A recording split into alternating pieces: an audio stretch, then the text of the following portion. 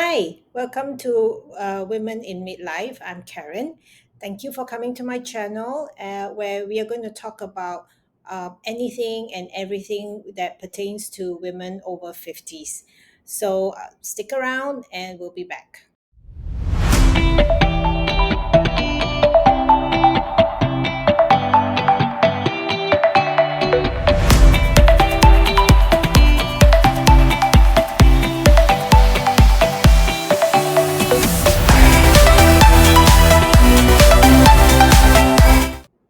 Hi, everybody. I want to introduce you to a good friend of mine, Raffy Liu. She's a 32-year-old young mom and a serial entrepreneur. I know she's not over 50, but I wanted you guys to hear a younger perspective and how her ideas of being a mom and how she wants her relationship like to be with her mom right now. So, hi, Raffy. How are you? Hi, Karen. I'm good. Thank you for inviting me today. I'm so excited. Oh, it's so nice to see you and just having this chat with you. So, tell me, what are you currently doing? Where are you based right now, so that our Okay. audience know? Yeah. Okay, cool. So, hi, everybody. I'm Rafi. So, basically, a little bit about myself. Karen just mentioned, I'm Turkish mom, and I'm very serious entrepreneur as an entrepreneur woman. So, my current business is like one is real estate in Manchester, and then the other one is an online platform which we call shop.com. So it's a worldwide shopping platform. So that's my main career right now. And currently, today I'm in Guangzhou, China.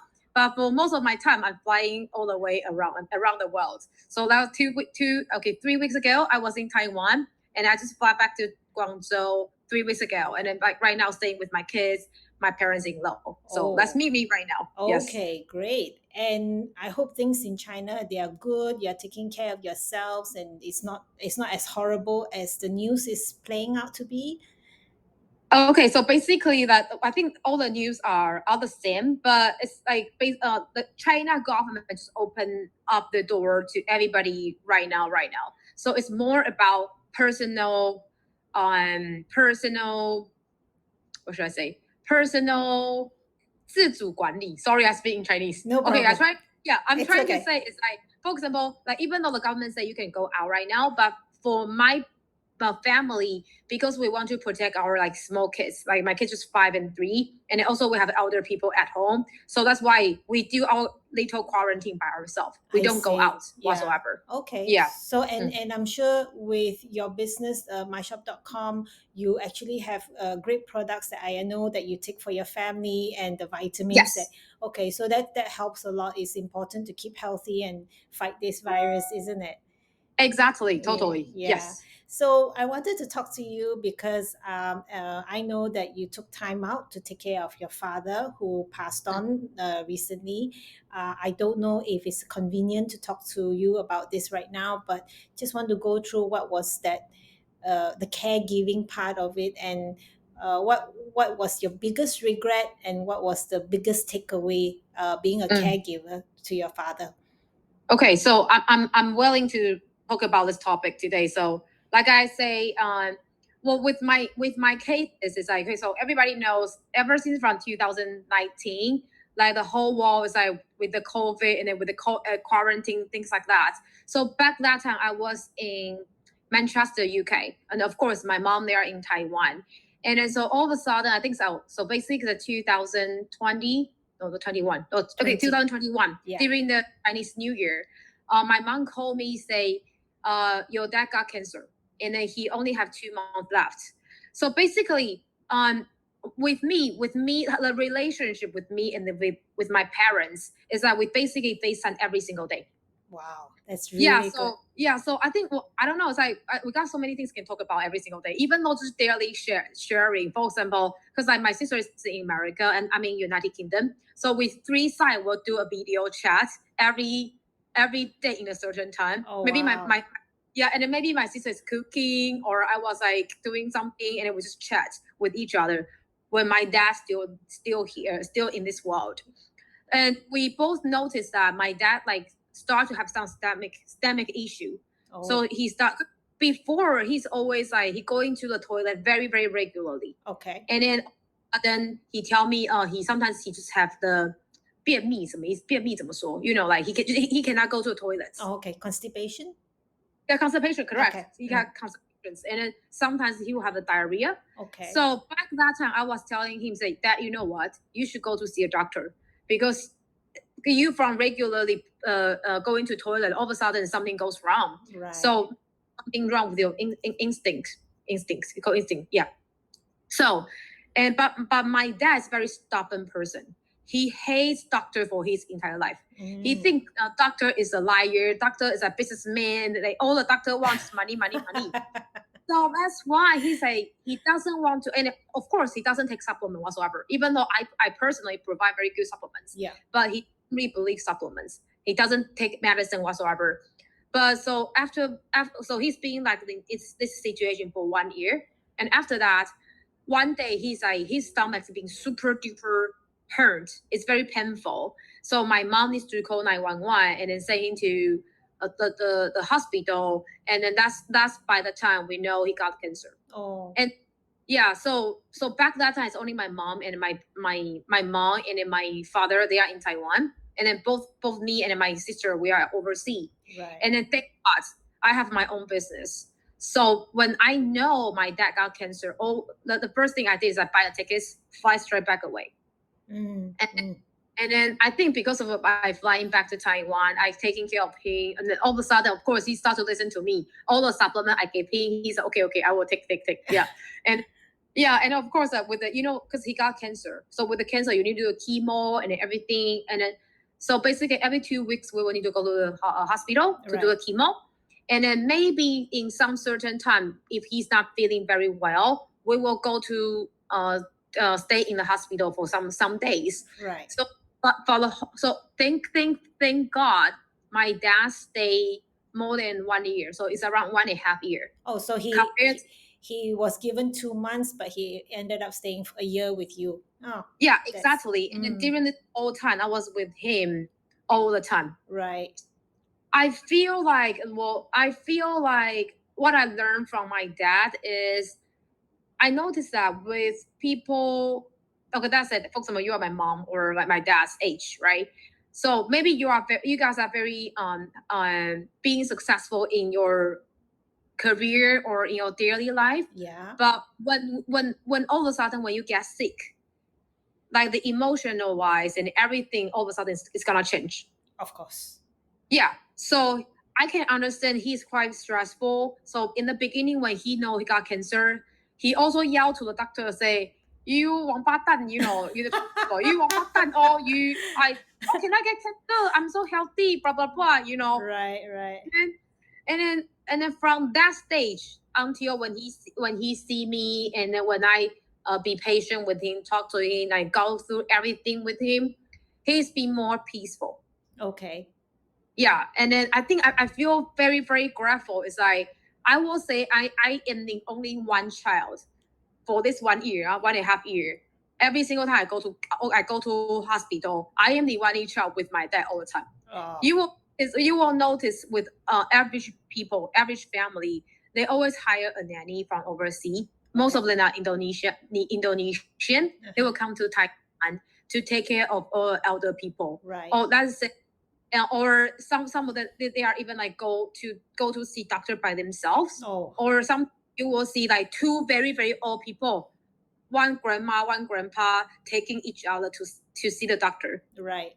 But if, in Taiwan, because the hospital we went a super big hospital, they have 3 different buildings, and every single session they are all different, and then you need to pay here, get the medicine from there, and then do your chemo to the other floor.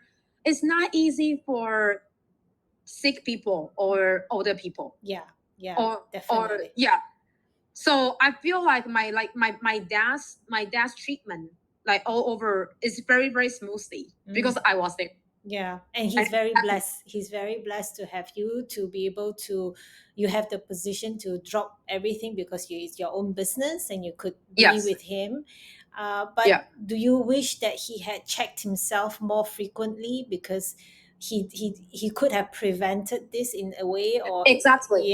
Yes, definitely. Because with my dad's case, I noticed that, for example, not just him. Like in Taiwan, there are lots of people that got cancer in young age. By what I say young age is like around like 45 to 60 something. People got cancer. To me, this is not usual. However, I know that it's just because I feel like it's like the person itself, they doesn't take care of themselves well. Right. Yeah. Oh, okay. For my dad's case, he always loved to drinking.